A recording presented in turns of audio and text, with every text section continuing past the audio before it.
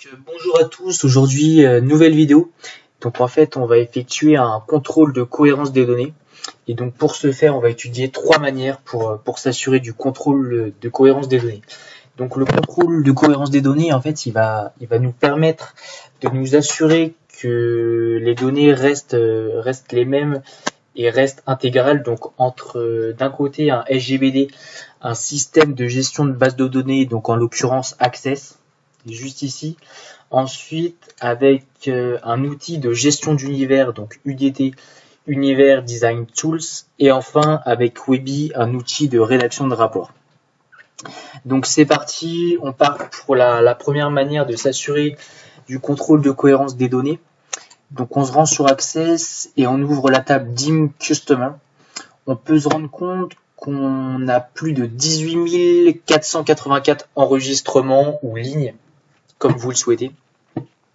Par la suite, on peut se rendre sur Univers Design Tools et via un clic droit sur la table Team Customer, on peut faire apparaître le nombre de lignes dans chaque table. Donc on se rend compte également qu'on a 18 484 lignes ou enregistrements, donc tout va bien, on a une cohérence jusque-là.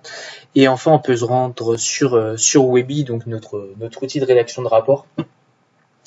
Et on a créé une nouvelle variable, donc nombre Customer Key. Et en fait, dans cette variable-là, on a mis en place une fonction, une formule pour afficher le nombre de Customer Key. Et donc, on peut se rendre compte qu'on a 18 484 clients comme sur Access et comme sur Univers Design Tools. Donc, tout est cohérent.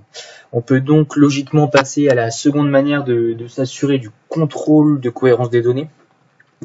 Donc dans cette seconde manière, en fait, tout simplement, on va changer le nom du premier client. Donc il s'appelait John Young sur Access et on voit qu'on a John Young également sur Webi. Ce qu'on va faire, c'est que John, on va le renommer. On va l'appeler Hervé par exemple. Donc on l'appelle Hervé et on enregistre.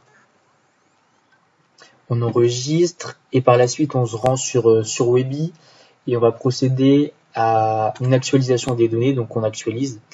Donc là on est à environ 25 secondes pour actualiser les données, c'est assez long dû sans doute à la taille importante de la table. Et donc on se rend compte, c'est bon, l'actualisation est terminée, que John Young s'appelle maintenant Hervé Young. Donc tout est cohérent. On va pouvoir donc logiquement passer à la dernière manière de s'assurer d'un contrôle de cohérence des données. Donc en fait, c'est un contrôle de cohérence des données par le calcul. Donc sur Access, on a effectué une requête en fait pour avoir un affichage du chiffre d'affaires. Donc tout simplement sum sell amount. Et quand on exécute cette requête, on a un chiffre d'affaires de 29 358 677 euros. On effectue la même chose sur Webi, donc via un rapport forcément. Donc on crée une variable. Cette variable, tout comme sur Access, on fait la somme des sell amount, donc la somme du chiffre d'affaires.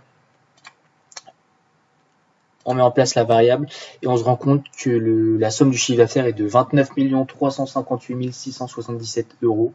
Et donc, on a bien une cohérence avec la somme du chiffre d'affaires que nous proposait Access.